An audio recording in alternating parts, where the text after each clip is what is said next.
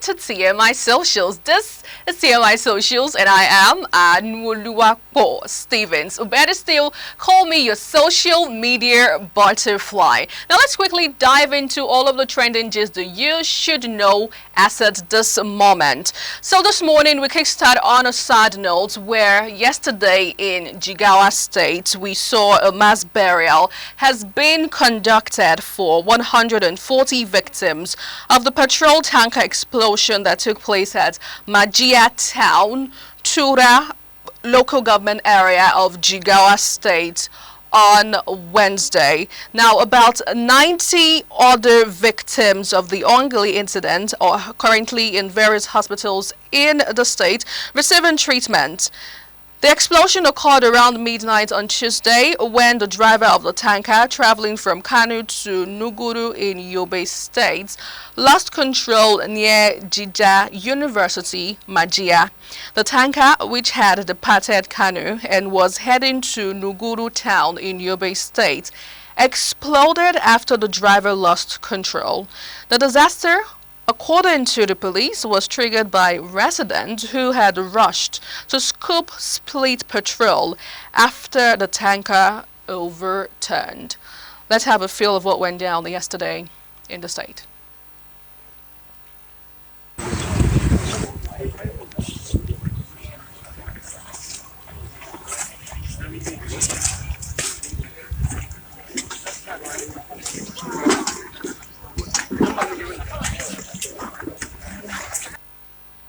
Now moving over to how you reacted to this, let's take a couple of reactions on this side incident. Prince says 90% of falling tankers with fuel normally explodes, but then you will still see people around there trying to fetch from the fallen tank. That is very bad.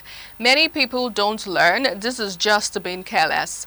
May the souls of the dead rest in peace. Amen. Another reaction on the story still, this user says, just imagine scooping fuel from a fallen fuel truck.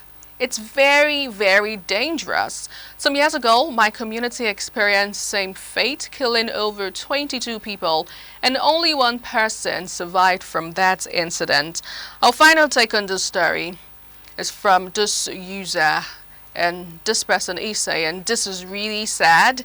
What exactly do we benefit being a Nigerian? Left and right, issues full. When you travel by road, you will understand better. This shows the level of poverty and greediness in the country, bottom to top. Unfortunately, it's going to happen again. We know they hear or learn from past events. Well, really sad indeed, and may the souls of the departed rest in peace. Amen. Away from that, let's move over to another story. Well, this time around, Davido's father is in the news for interesting reasons. Well, Dr. Adedeji Adeleke, father of Afrobeat star Davido, shared his testimony at the Seventh-day Adventist General Conference Annual Council in Maryland. Adedeji Adeleke revealed in his speech that he is a businessman involved in the electricity sector, owning a power plant that generates 15% of Nigeria's electricity needs. He also shared that he is currently working on a new 1,250 megawatt power plant valued at about $2 billion, which will be the largest in Nigeria and is expected to be operational in January.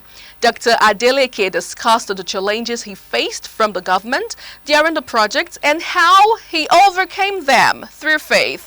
He shared his story while speaking at a conference in Maryland, USA, yesterday. Now let's take a look. Denied. The particular government official that I held a meeting with told me to my face that your project will never see the light of day. But while he was saying that,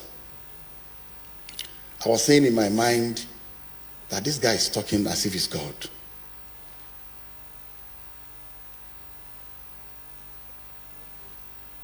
Now that's a snippet of what happened at USA Maryland yesterday. How did you react to the story on socials? Let's see from our first user. Now this one, Real Talk with Kike, says, generally, your family is blessed up to grandchildren. there must be some good value in this family. They are blessed. Let's give them credit. Look at Fela. Despite not going to church, his family lineage from about 4th generation since 1860 plus, they are still adding value. So there must be a standard we must set for our children and be prayerful. Another take on the story, another reaction. This one is saying, what have Davido dad money do for the youth? Una just they worship money, vanity upon vanity. Now this guy must really be pained. Let's move over to another story.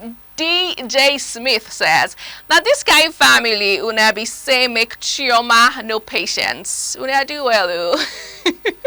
Indeed. Well, moving away from that, it seems the saga between Bobrisky, Femi Falana, and Very Dark Man ain't over yet, as this time around, yesterday we saw on social media that the senior advocate of Nigeria, Femi Falana, and his son, Folari, have asked popular cross-dresser Idris Ok, also known as Bobrisky, to immediately retract the defamatory and derogatory statement regarding their involvement in an alleged 10 million naira bribe. And of course, it's actually funny to know how the three persons you're seeing on the screen right now are all men. Can you beat that? Okay. Bobrisky has reacted to this. He has reacted to this, and then he posted something on Instagram yesterday. Let's see. Okay, that's what he said there, saying, I do not understand what you're saying. It's not about me. Go and meet who is involved and leave me alone. How did you react to all of this drama on social media? Let's take a look. This user says, the question here is, Bob has filed a lawsuit against Very Dark Man, saying he is not the one on the voice note. So, if he apologizes, means he is going contrary to his claim. This is a wise guy here. Okay, another reaction, still on the story. This one says, so it took a decade and plenty of social media dragging to make you realize that there was a Bob somewhere who is actually the main alleged culprit here. This stinks. One more take on the story. Just one more reaction. Well, from this user, this one is saying, Bob doesn't have pride. He will apologize with all his might. He is such a good girl. If you know, you know, as I would say. Away from that, let's have another story from the Minister of Aviation and Aerospace Development, Festus Keyamo. He has clarified his recent directive mandating the Nigerian Civil Aviation Authority to ensure the foreign carriers patronize local caterers for on-board meals starting January 1st, 2024. Well, in a statement on his X handle, Keyamo clarified that directing foreign airlines on outbound flights to patronize local caterers is not the same thing as directing them to serve local dishes. He emphasized that the age-long practice of some foreign airlines serving warmed meals on outbound flights to Nigerian passengers is no longer acceptable right now. And of course, netizens took to the streets online to react to this. Let's have a couple of reactions, shall we?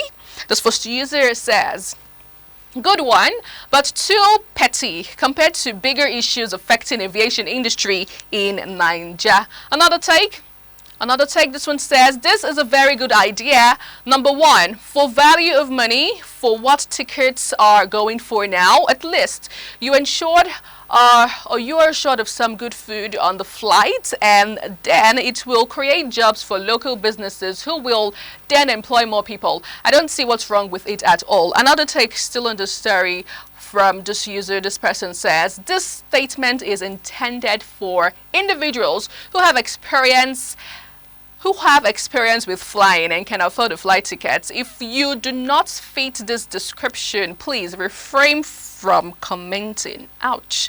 Now, that is to say that if you haven't, been on the airspace before or something, don't even say anything regarding this. Social media is not for the weak.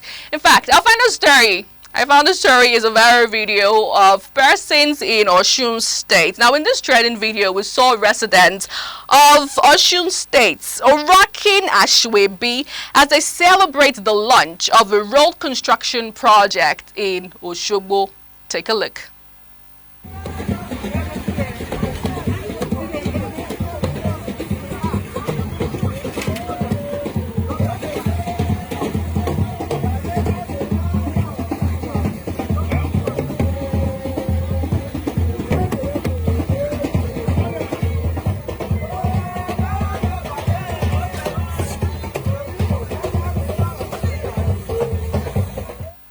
Oh well, it's the talking drum for me and the Ashrabi all in the same. This is the perfect way for you to move in to the weekend already because I'm feeling it already. Anyway, let's take a couple of reactions on this story. Like, what are we going to see right here in Nigeria? Now, this user says, maybe they are celebrating a working governor. Only God knows how long. They have been calling on the previous government before this current governor approved the project. Sometimes forget about sentiment and applaud a working public office holder. He chooses not to be a Raj. Okay, another reaction still. Let's have another feel of what you're saying. Well, Ken is saying, so what if they build flyover? What would you do? That means you would throw a party for building flyover. Hey, Ninja. Another text still in the story. Is that all we have in this bit? Okay, now Birthday Dayton says, this is what happens when politicians weaponize poverty as a tool. So doing the job becomes a privilege. Like, interestingly, these are some of the things that we ought to be benefiting, but hey, here we are. And finally, from Oba Kosolo says, God, they have made basic amenities look like they are doing them a favor. Tell me about it. Well, this is Nigeria, where everything and anything can happen. Now, that's how we're going to wrap up TMI Socials this morning. Thank you so much for joining me. It's always a great pleasure being here and to know that you're always there. My name is Anuoluwapo Stevens.